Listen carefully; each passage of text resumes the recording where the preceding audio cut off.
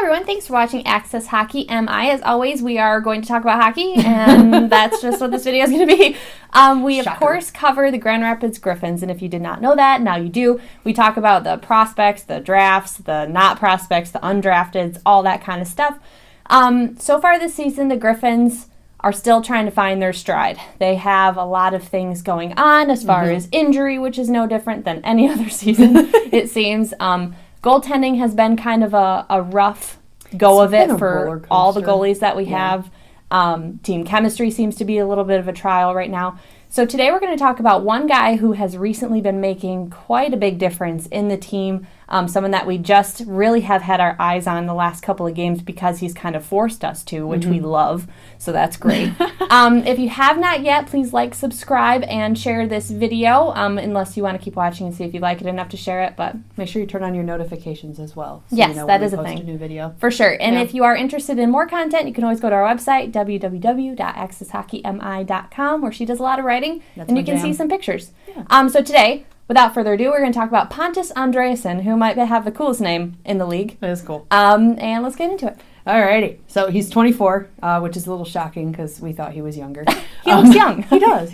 It's the Swedish water, I think, is what it does. He's Swedish. 5'11", 186 coming into this season. As of today, this recording, he's got 12 games under his belt and 8 points in those 12 games. It's his first season in North America, first season in the AHL. He spent all of his career so far in the SHL. So I think so far he's making a pretty good adjustment. I would think so. So like I said in the intro, we didn't notice him a lot in the first couple of games. Of course, everybody's got their eye on the guys that we've been waiting to see, like Johansson and even Kosa, Edvinsson, all those guys. And that's understandable because you want to see your draftees make room, and you want to see them push forward. But Andreasson is one of those undrafted guys that we love so much. Like when we talk about Dominic Shine or Tyler Spezia or Kyle Kruscolo, guys who weren't drafted who are incredible hockey players, and we're just always appreciative to have them on our team, and they're appreciative, I think, to have a shot, in the AHL. Yep. He's no different. So in the first few games, I would say I didn't notice him that much, and I don't think that that's unheard of, just based on the fact I think he was trying to find his stride. Having played in Europe his entire life, now coming to North America, different ice, you hear it all the time. Different culture. First impression, he was kind of just under the radar. He was kind of one of those guys, third, fourth line, who was just kind of filling in because we needed some guys. So that was kind of my first impression anyways, and I think most of his points have come in the last few games, honestly. Yeah, and that was mine too. And honestly, like Janae said, all of us are watching the prospects. It's the whole point of having a developmental league. Yeah. But these guys are critical to it, and I think Andreasson, we're a little at fault for not watching him closely, but it's still early in the season too.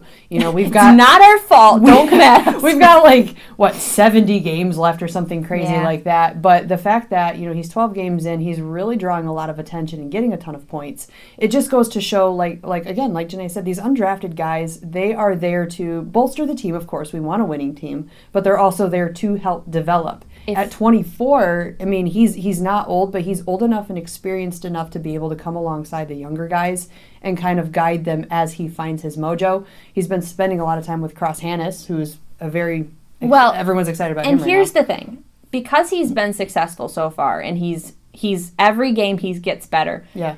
In Grand Rapids, and I think in most hockey clubs, you earn your ice time. For sure. And he is earning more ice time. Like I said, we would see him kind of fill in positions in the first part of the season. He is getting a lot of trust now to be on even special teams, to work with Cross Hannes, to work with first power play unit even sometimes.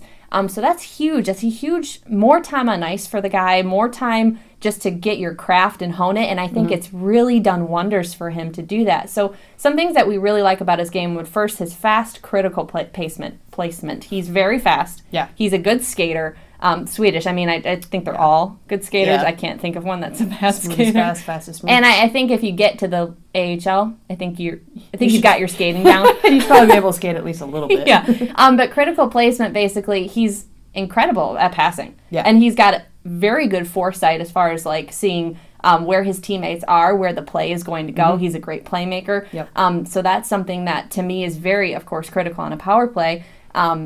And where he's gotten most of his points so far, I believe, is on the power play. Yeah. And net front and just taking a shot. He's not shy of taking a shot, and that's something that I really appreciate because that's how you get goals. Yeah. You can't score. Just shoot at the net. If the puck doesn't go in, And with the critical placement, too, just I think you had mentioned it, his awareness on the ice. Yeah. But it seems like just in the last few games, especially in the last 2 or 3, specifically the last 2, he's really understood where he needs to be when to let the shot go, when to pass, and just kind of take those risks. He's been in the right place at the right time. And I think that comes with becoming comfortable with the team and with his position and what's expected of him. And I think he's kind of one of those players that he's a very self-motivated. He doesn't need to be told a lot. Right. He just goes out there and plays. Yeah, you give him what he's supposed to do, and he's like, yes, coach. And just does it. Is what you look for in the undrafted players. You want the guys who can just go out there and just do the work and just play good hockey, and that's what you get from Andreasson so far. His puck handling is another thing that I would say just a couple games ago was something that I really noticed. He, in really tight spaces, it's really hard, especially if you're a fast skater. Sometimes you can kind of skate ahead of the puck a little bit. You get caught up in your own game sometimes, and a lot of guys fall into that, especially if they're Euros and they're adjusting. With this, it seems like he's really good at handling in tight spaces. He the way he moves the blade, even like off of his own feet. He has a really keen awareness of the other team around him and how much space he has to work with, and his handling is very smooth and very fast.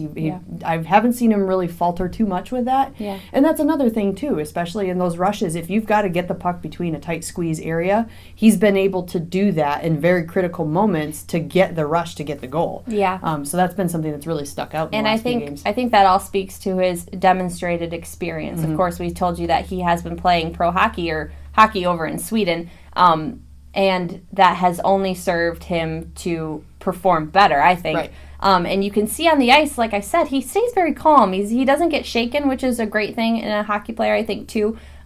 So I think his play is tenacious too, and I like that kind of a play. If you've watched us at all, if you watch any videos, if you watched us at all, those are the kind of players that we gravitate towards. So he's definitely one of those guys, and I think all of this just kind of wrapping up, he's just becoming more confident, and I think that he's just going to only get better. I think that he's showing that he can improve with every game, get that confidence and comfortability. And just really, I didn't want to say comfortability. Is that a word? I don't even know if that's a word. Said it as a joke before the camera came on. We watch these other announcers. They say comfortability, and it doesn't seem like a real word to me. Maybe there's a couple words in the English language that should be words. I reject that word.